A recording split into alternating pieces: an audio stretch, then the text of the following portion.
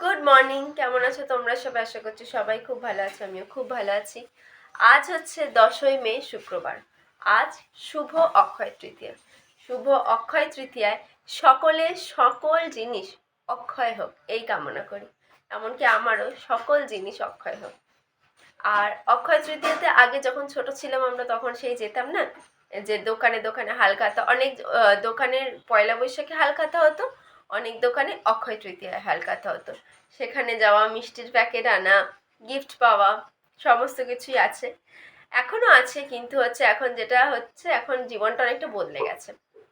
আর বিগত এই সপ্তাহে এত বৃষ্টি হয়েছে, এত গরমের পরে এত বৃষ্টি হয়েছে যে মানে মনে খুব খুশি। খুব ভালো ঘুম হচ্ছে, রোজ ওয়েদার খুব ভালো, মানে আনন্দই আনন্দ মনে। ঘুমানোর দিক থেকে গরমে যে হাঁসফাঁস করার ব্যাপারটা, এই যে এত হিটস্ট্রোক হচ্ছিল, এই সেই গরম প্রত্যেকটা মানুষের কষ্ট হচ্ছে, সেটা অনেকটাই মানুষের রেহাই পেয়েছে। তো যাই হোক, আমি দেখো মোটামুটি তো রেডি আমি হয়েই গেছি, মানে আমার মুখের যা যা মাখামাখি থাকে সব হয়ে গেছে। এইবারে শুধু হচ্ছে আমার চুল টুল বাঁধা, খাওয়াটা বাকি আছে। তো চলো আর বেশি বক বক না করে আজকে দিনটাকে শুরু করি। আশা করছি তোমাদের সকলের দিনটা ভালো যাবে, সকলের অক্ষয় তৃতীয়ায় তোমরা ভালো ভালো জিনিস কিনবে। তো চলো আর বক বক না করে আজকের দিনটাকে শুরু করি।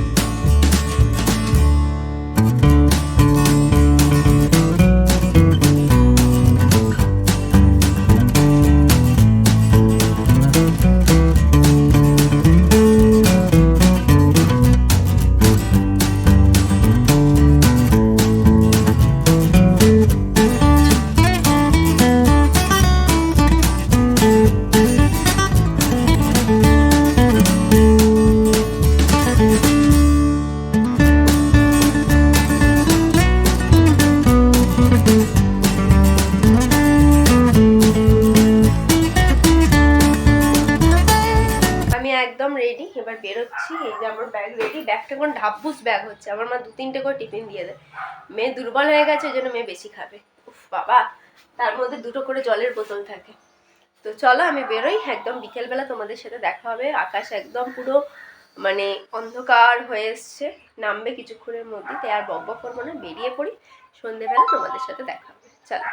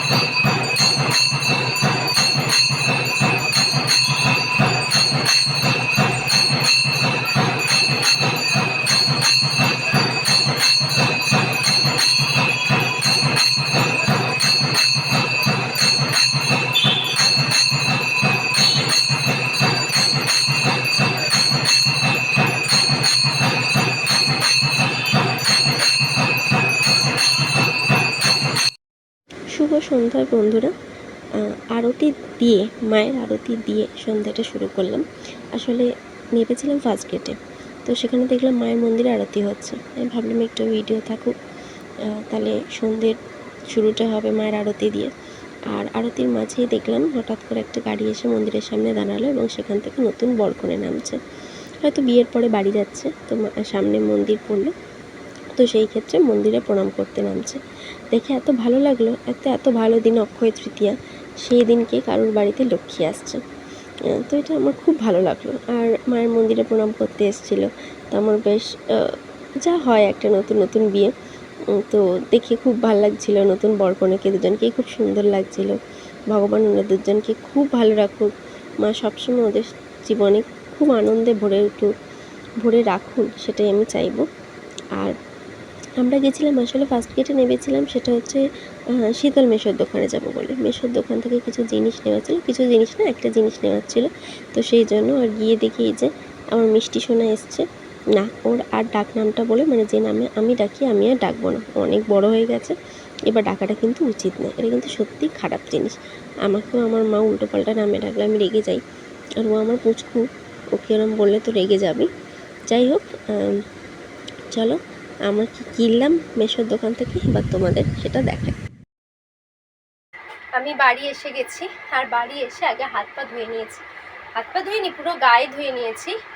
ধুয়ে নিয়ে আমি আগে ভাবলাম যে জামা কাপড়টা ধোয়া, ভাবলাম আগে তোমাদের সাথে একটু দেখিয়ে নিই যে আমি কী কিনেছি, তারপরে আমি খাওয়া দাওয়া করবো। প্রচণ্ড খিদে পেয়েছে, কিন্তু আমি ভাবলাম না, আগে তোমাদের সাথে দেখিয়ে নিই, কারণ জামা কাপড়টা ধোয়া। আর আমি যেটা কিনেছি সেটা ঠাকুরের জিনিস। তো আমি কী কিনেছি দেখাই তোমাদের। আমি শীতল মেশোর দোকানে গেছিলাম, বলাই ছিল। তো আমার সামনেই আসছে মাদার্স ডে, মা দিবস। মা দিবস উপলক্ষে নয়, আমার অনেক দিন আগে থেকে একটা ইচ্ছা ছিল যে যেহেতু আমাদের ঘরে মা বিপত্তারিণীর পুজো হয়, তো সেই জন্য আমার ইচ্ছা ছিল যে আমি মা বিপত্তারিণীর জন্য রূপোর থালা আর গ্লাস কিনব।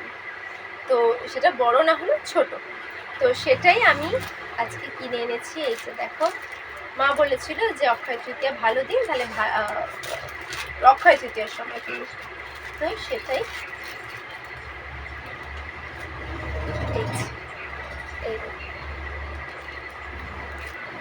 এই থালাটা আমি কিনেছি। আর গ্লাসটা এখন কিনিনি, কিনবো, সেটাও পুজোর আগেই সেটা আমি কিনবো।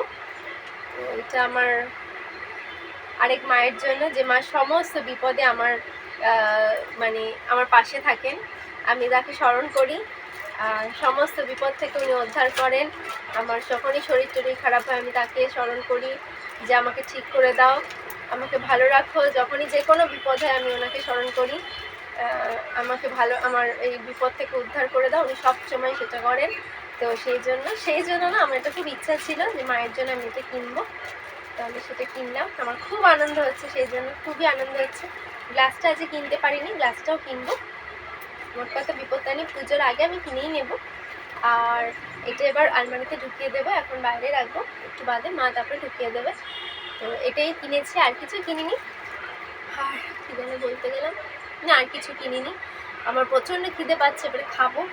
আর মাথার চুলটা না পুরো ভিজে গেছে, আমি মাকে বলে মাথায় জল ঢালবো, মা বলো না না, বৃষ্টি বৃষ্টি হচ্ছে, উল্টো পাল্টা কখন কি ঠান্ডা লেগে যাবে, মাথায় জল ঢালার কোনো দরকার নেই, তুমি ভালো করে গা ধুয়ে না তারপর মাথাটা চুলটা শুকিয়ে নিও।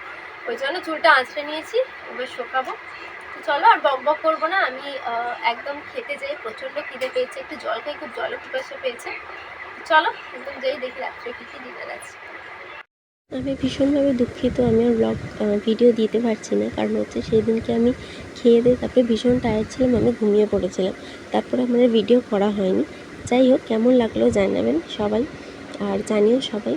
আর ভালো লাগলে প্লিজ লাইক শেয়ার কমেন্ট আর সাবস্ক্রাইব করতে ভুলো না। কী সব আমি বকছি আমি জানি না, আমার মাথাটা মনে খারাপ হয়ে যাচ্ছে।